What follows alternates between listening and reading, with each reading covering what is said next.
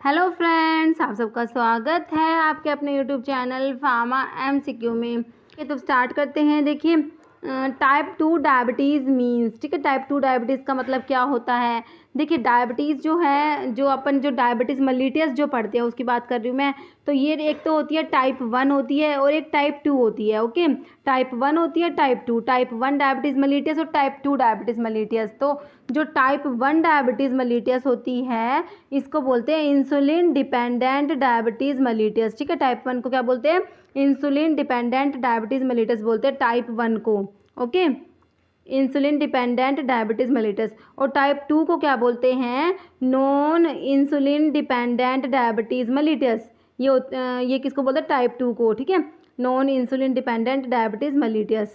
Okay, अब जो type 1 होती है इसको जुवेनाइल ऑनसेट भी बोलते हैं, जुवेनाइल ऑनसेट डायबिटीज़ मेलिटस भी बोलते हैं। और टाइप 2 को मैच्योरिटी ऑनसेट डायबिटीज़ मेलिटस भी बोलते हैं। कई बार ना सिंपल इनका नाम, जैसे इसमें ये जो टाइप 2 डायबिटीज़ मीन्स, ये एग्ज़ाम का ही क्वेश्चन है। इसमें जो है मोस्टली क्वेश्चन प्रीवियस ईयर्स के क्वेश्चंस को ही वन लाइनर में मैंने लिखा हुआ है। तो टाइप 2 देखिए ऐसा एग्ज़ाम में पूछा होता है, इस टाइप से भी आ सकता है, तो हमें पता होना चाहिए। टाइप 1 है जो इंसुलिन डिपेंडेंट डायबिटीज़ मेलिटस होती है, type 2 non insulin dependent diabetes mellitus. तो आपका टाइप 2 ही पूछा हुआ था, ठीक है। तो टाइप 1 में तो क्या होती है, बीटा सेल, मतलब टाइप 1 जो डायबिटीज़ मेलिटस है इसमें बीटा सेल डिस्ट्रॉय हो जाती है, इंसुलिन बनता ही नहीं है क्योंकि बीटा सेल डिस्ट्रॉय हो चुकी है। तो इसमें क्या, टाइप 1 में इंसुलिन देना पड़ता है। और टाइप 2 जो होती है उनमें मतलब ऐसा नहीं होता कि बीटा सेल बिल्कुल ही डिस्ट्रॉय हो चुकी, क्योंकि उसमें टाइप 2 में ना इंसुलिन कम भी हो सकता है और मतलब कि नॉर्मल और ज़्यादा भी हो सकता है, ठीक है।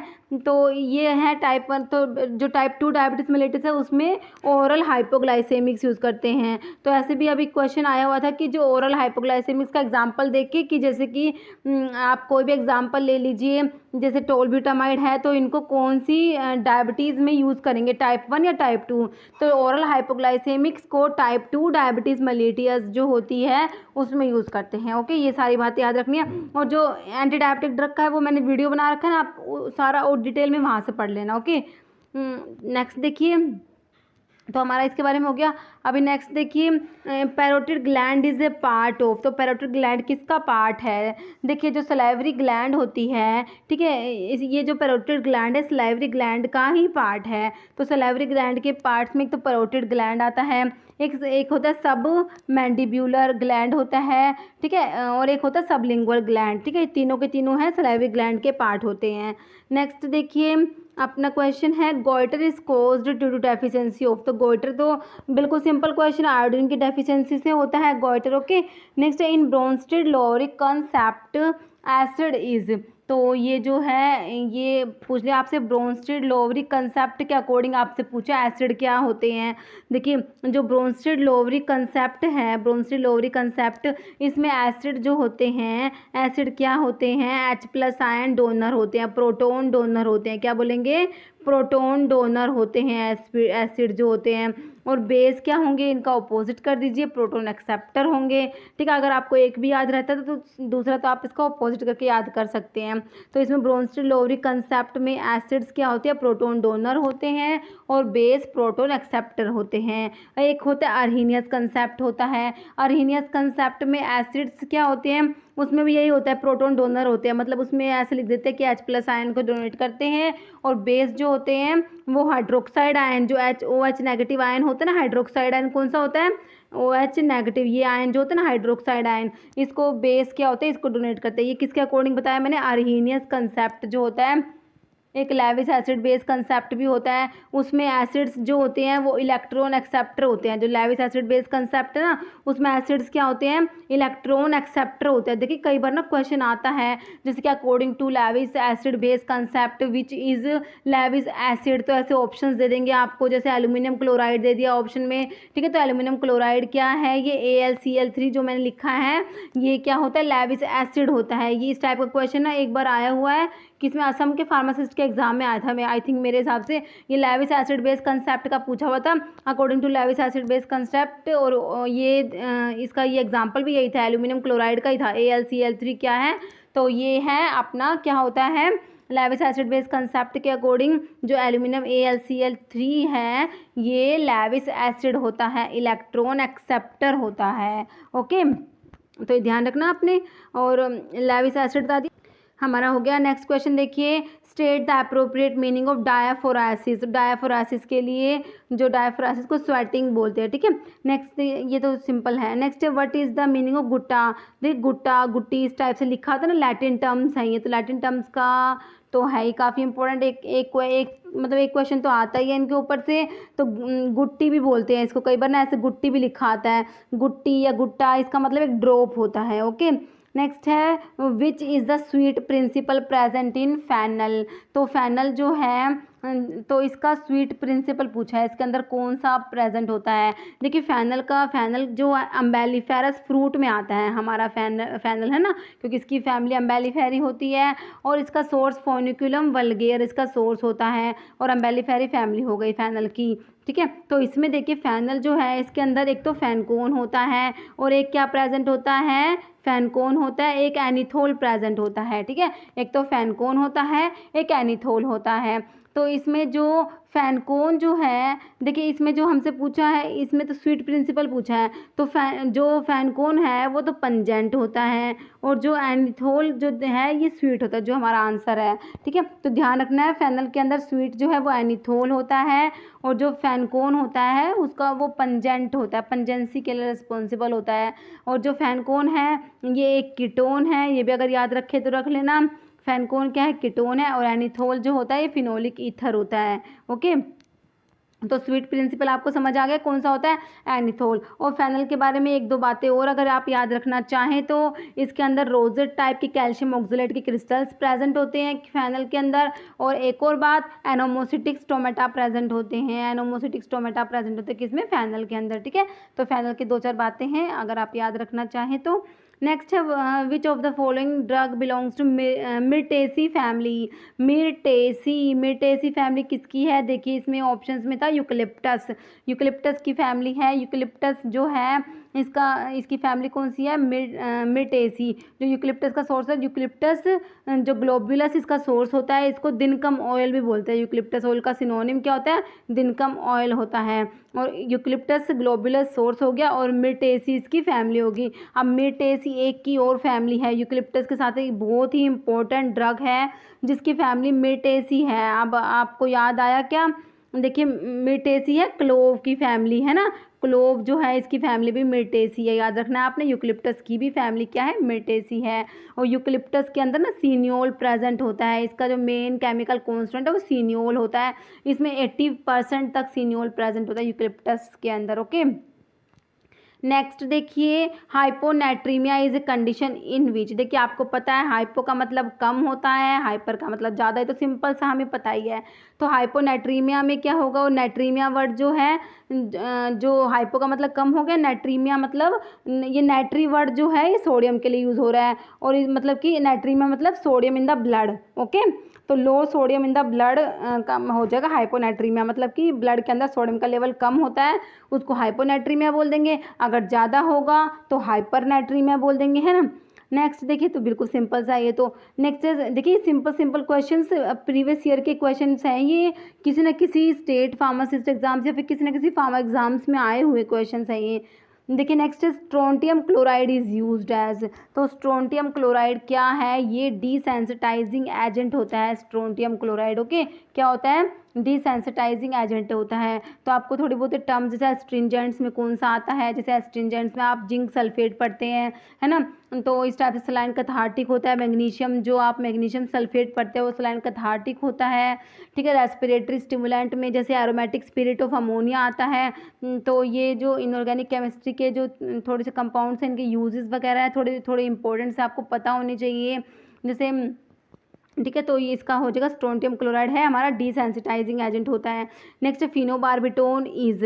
तो फिनोबार्बिटोन क्या होता है, ये एक बार्बिचुरेट होता है, ठीक है। फिनोबार्बिटोन क्या है, बार्बिचुरेट, और लॉन्ग एक्टिंग बार्बिचुरेट होता है ये।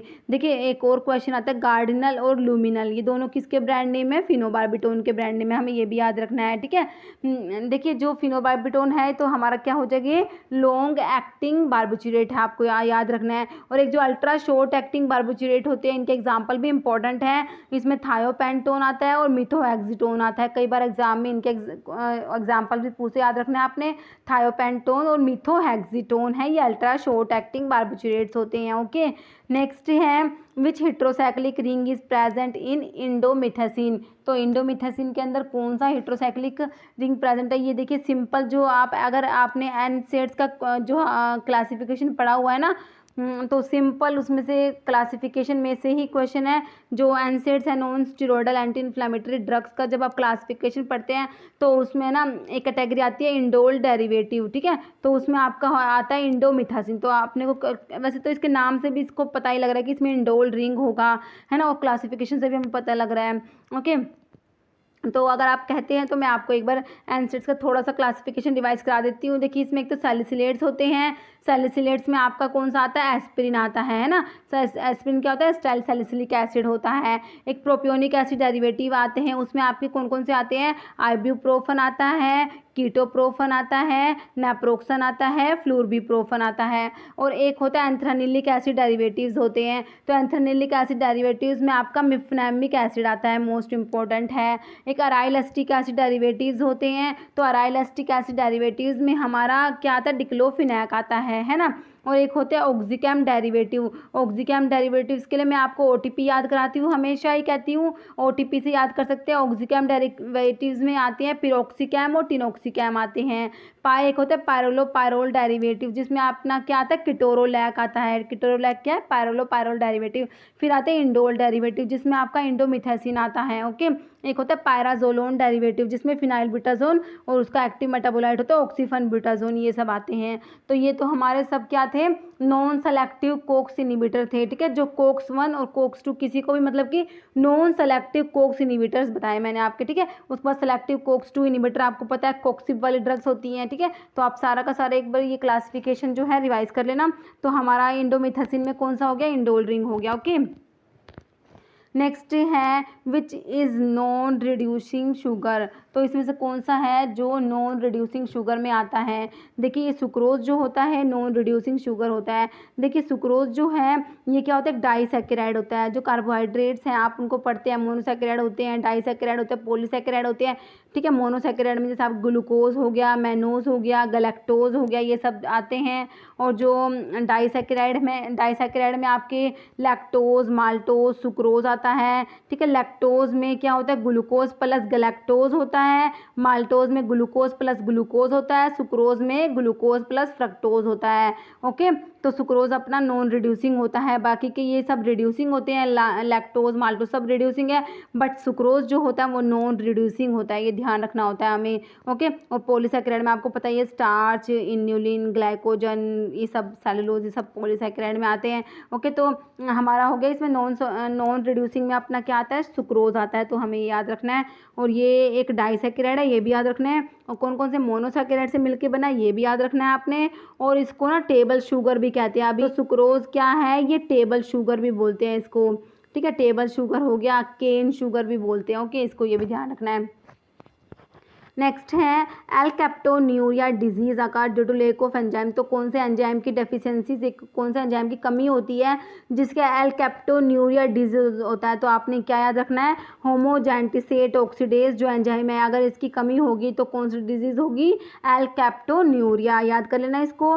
नेक्स्ट है which metal is present in cisplatin. तो सिस्प्लेटिन पहले तो बताइए किस में आती है, आपको ये बताना सबसे पहले कौन सी क्लास की ड्रग है ये। सिस्प्लेटिन आता है आपका एंटी कैंसर ड्रग, जिनको आप एंटी नियोप्लास्टिक ड्रग भी बोलते हैं, ठीक है। तो एंटी कैंसर ड्रग में आता है आपका सिस्प्लेटिन, ठीक है। तो इसमें क्या होता है? प्लैटिनम मेटल प्रेजेंट होता है सिस्प्लेटिन के अंदर। और सिस्प्लेटिन की एक इम्पॉर्टेंट बात और क्या है? इसका जो मैकेनिज्म होता है वो अल्काइलेटिंग एजेंट्स के जैसा होता है, ठीक है। और एक और बात क्या है? हाईली एमिटिक ड्रग होती है सिस्प्लेटिन, जो क्या है? Highly emetic. अगर आपसे पूछे highly emetic anti cancer drug कौन सा है, तो आपने सिस्प्लेटिन आंसर करना है। ओके, बहुत ज़्यादा इसका ये हाईली एमिटिक होती है, तो ये हमें याद रखना। सिस्प्लेटिन के बारे में सारी बातें मैंने आपको बता दी।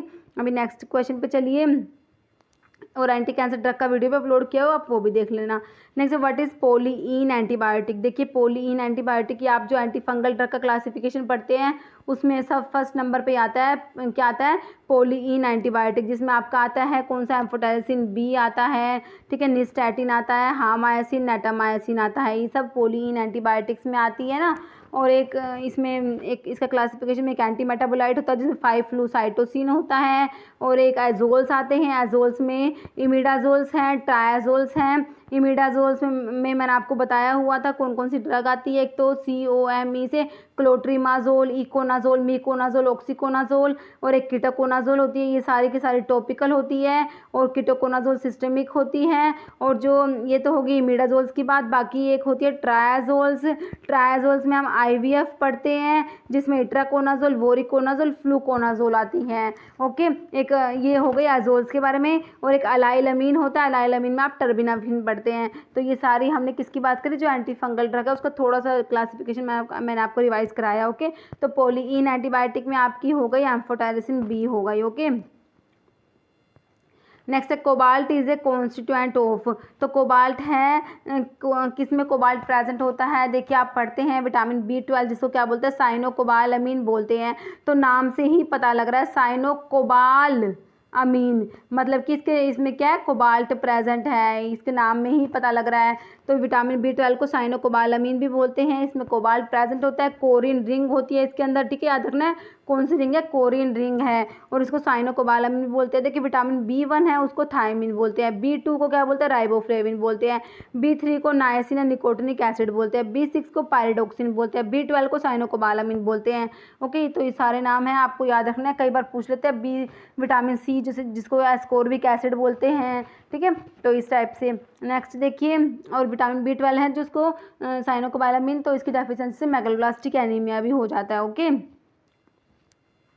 Next precipitated Chowk is synonym of. तो ये कैल्शियम कार्बोनेट जो है इसका सिनोनिम होता है, इसको प्रेसिपिटेटेड चौक भी बोलते हैं, ठीक है, कैल्शियम कार्बोनेट जो होता है CaCO3 इसको। ओके, तो ये जो सिनोनिम्स हैं इनऑर्गेनिक केमिस्ट्री के, तो आप ये सिनोनिम्स भी रिवाइज कर लेना। नेक्स्ट नॉर्मल यूरिन, इस तो स्लाइटली एसिडिक होता है नॉर्मल यूरिन। नेक्स्ट सिस्टमिक एल्कलाइजर, तो ये होता है सोडियम बाइकार्बोनेट होता है। ओके, नेक्स्ट है बेकिंग सोडा, तो सोडियम बाइकार्बोनेट को ही बेकिंग सोडा भी बोलते हैं, NaHCO3 इसका केमिकल फॉर्मूला होता है। नेक्स्ट है milk alkali syndrome is related to, तो जो कैल्शियम कार्बोनेट आपने पढ़ा था उसी से रिलेटेड होती है milk alkali syndrome. Okay, next है मिल्क ऑफ मैग्नीशिया इज, तो देखिए जो मैग्नीशियम हाइड्रोक्साइड है इसका 7.5 और 8% सोल्यूशन होता है ना, उसको मिल्क ऑफ मैग्नीशिया कहते हैं। कई कई जगह पे ये 8% मिलेगा आपको, कहीं पे 7.5 मिलेगा। ओके, तो जो ये 8% सोल्यूशन है मैग्नीशियम हाइड्रोक्साइड का, इसको क्या बोलेंगे, milk of magnesia. Next study of drug dose, ध्यान से पढ़ना है क्वेश्चन को, ड्रग की डोज की स्टडी को क्या बोलेंगे, ठीक है, इसमें क्या पूछा, ड्रग की डोज, ड्रग डोज की स्टडी को बोलते हैं पोसोलॉजी बोलते हैं। Okay, next name of drug and amount of drug return in which part of prescription. देखिए प्रिस्क्रिप्शन के आपको पता है कौन कौन से पार्ट होते हैं, कि सुपरस्क्रिप्शन होता है, एक इंस्क्रिप्शन होता है, और एक होता है सबस्क्रिप्शन, और एक होता है सिग्नेचुरा, ठीक है। तो जो सुपरस्क्रिप्शन में आप पढ़ते हैं RX आता है जिसका मतलब होता है यू टेक या टेक दो। इंस्क्रिप्शन में मैंने आपको बताया हुआ है इन से इंस्क्रिप्शन, इन से इंग्रेडिएंट आपने याद रखना है। सब्सक्रिप्शन में तो डायरेक्शन टू फार्मासिस्ट मतलब कंपाउंडिंग ऑफ ड्रग, और जो सिग्नेचुरा में तो डायरेक्शन टू जो पेशेंट्स के लिए जो भी डायरेक्शंस होती है, ओके, ये होता है। तो आपसे क्वेश्चन में पूछा है नेम ऑफ ड्रग, तो सारा का सारा नाम है ड्रग का, अमाउंट ऑफ ड्रग, तो ये तो आपको इंग्रेडिएंट्स में मिलेगा। तो इंग्रेडिएंट्स मतलब इन जो प्रिस्क्रिप्शन का पार्ट कौन सा, इंस्क्रिप्शन है ना, तो आपका इसका इंस्क्रिप्शन हो जाएगा, राइट। नेक्स्ट है हमारा information related to compounding of drug for pharmacist. देखिए compounding of drug for pharmacist मैंने आपको कौन सा पार्ट बताया, प्रिस्क्रिप्शन का। फार्मासिस्ट के लिए जो कंपाउंडिंग ऑफ ड्रग है डायरेक्शन टू फार्मासिस्ट मैंने आपको सब्सक्रिप्शन बता दिया। ओके, नेक्स्ट है इंस्ट्रक्शन फॉर पेशेंट, तो ये सिग्नेचर में आपका हो ही गया, इसमें सारा हमारा एक ही क्वेश्चन में हो गया। नेक्स्ट है cyclone separator, separate particle on the basis of. देखिए जो आप साइज सेपरेशन के डिफरेंट मेथड पढ़ते हैं साइज सेपरेशन के, ठीक है, उसमें एक साइक्लोन सेपरेटर आता है। तो साइक्लोन सेपरेटर जो होता है सेपरेट करता है पार्टिकल को on the basis of size and density, ठीक है, पार्टिकल की साइज और पार्टिकल की डेंसिटी, ठीक है, दोनों ही इसमें मैटर करती हैं, ठीक है। तो ये किसके बेसिस पे सेपरेट करता है, पार्टिकल साइज और पार्टिकल डेंसिटी याद रखना है। नेक्स्ट मेम्ब्रेन फिल्टर किसके बने होते हैं, तो सेलुलोज एसीटेट या सेलुलोज नाइट्रेट के बने होते हैं मेम्ब्रेन फिल्टर। ये क्वेश्चन काफ़ी बार एग्जाम्स में रिपीट होता है। तो मेम्ब्रेन फिल्टर किसके बने होते हैं, सेलुलोज एसीटेट और सेलुलोज नाइट्रेट के बने होते हैं। ओके, और साइज ऑफ मेम्ब्रेन फिल्टर पोर याद रखना है 0.2 to 0.45 माइक्रोमीटर होता है। ओके, याद ही करना आपको ये तो। Next example of as filter का एग्जांपल होता है मेटा फिल्टर होता है। नेक्स्ट है थ्योरी रिलेटेड टू फिल्टरेशन। तो फिल्टरेशन से रिलेटेड थ्योरी के नाम आपसे पूछे हुए हैं। देखिए, पोजली इक्वेशन होती है, कोजनी कार्मन इक्वेशन होती है, डार्सी इक्वेशन, तीनों ही रिलेटेड है रेट ऑफ फिल्टरेशन से। ओके, नेक्स्ट है हिपैरिनिज। देखिए, मैंने आपको अभी पॉलीसैकेराइड बताया, तो पॉलीसैकेराइड जो होते हैं इसमें एक आता है ये जो हिपैरिन, ठीक है। तो ये म्यूकोपॉलीसैकेराइड होते हैं, एक तो होते हैं होमोपॉलीसैकेराइड, एक होता है हेटेरोपॉलीसैकेराइड। तो हेटेरोपॉलीसैकेराइड में ही हमारा म्यूकोपॉलीसैकेराइड आता है जिसमें आपका हिपैरिन का नाम आता है। तो हिपैरिन क्या है, ये पेरेंटल एंटीकोएगुलेंट पढ़ते हैं ना, वही हिपैरिन है ये। ओके, नेक्स्ट है एंटीडोट फॉर हिपैरिन। तो हिपैरिन का एंटीडोट आपने याद रखना है, कौन सा है, प्रोटामिन सल्फेट का नाम याद रखेंगे। तो हिपैरिन का एंटीडोट कौन सा है, प्रोटामिन सल्फेट। और बेंजोडाइफेरिन एक्टिवाई, तो वॉरफेरिन का मैकेनिज्म आपसे पूछा है। तो वॉरफेरिन कैसे काम करता है, क्या मैकेनिज्म है, ये इनहिबिट करता है विटामिन के इपोक्साइड रिडक्टेज को, ठीक है। तो विटामिन के किसको, जो विटामिन के जो ब्लड की क्लोटिंग में हेल्प करता है, 2, 7, 9, 10 जो क्लोटिंग फैक्टर है उनको एक्टिवेशन में हेल्प करता है। तो वही जो है, ठीक है। तो विटामिन के जो है वॉरफेरिन जो होता है क्या करता है, इनहिबिट करता है विटामिन के इपोक्साइड रिडक्टेज को, ये वॉरफेरिन क्या करता है, इनहिबिट करता है, ठीक है। और वॉरफेरिन किस में आता है, ओरल एंटीकोएगुलेंट में आता है।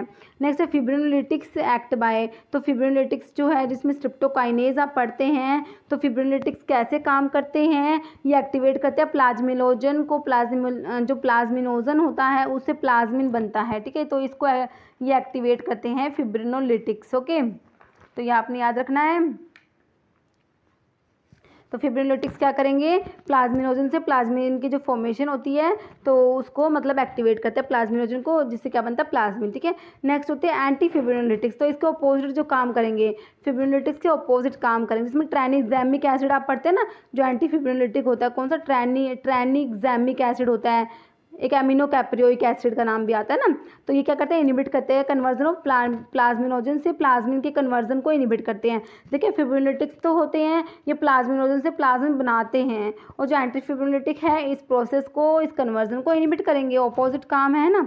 नेक्स्ट है iron stored in body as. तो आयरन जो होता है ये फेरेटिन की फॉर्म में स्टोर होता है, याद रखना है, फेरेटिन की फॉर्म में आयरन स्टोर होता है। और जो आयरन ट्रांसपोर्ट होता है वो ट्रांसफेरिन की फॉर्म में होता है, ठीक है। दोनों नाम ही आपने याद करने हैं। नेक्स्ट है which is required for crystallisation and storage of insulin. तो इंसुलिन के क्रिस्टलाइजेशन और स्टोरेज के लिए जिंक जो होता है वो रिक्वायर्ड होता है, Zn2+। ओके, अब ये क्वेश्चन, इसका आंसर आप लोग कमेंट बॉक्स में देंगे। Question, identify the capsule of smallest size. देखिए 315 तो इनमें स्मॉलेस्ट साइज का कैप्सूल कौन सा है, ये आपने कमेंट करके बताना है। तो इस वीडियो में इतना ही। अगर आपको वीडियो अच्छी लगी है तो इसे लाइक करना, शेयर करना, चैनल पर नए हैं तो प्लीज़ चैनल को सब्सक्राइब करना। Okay, thank you.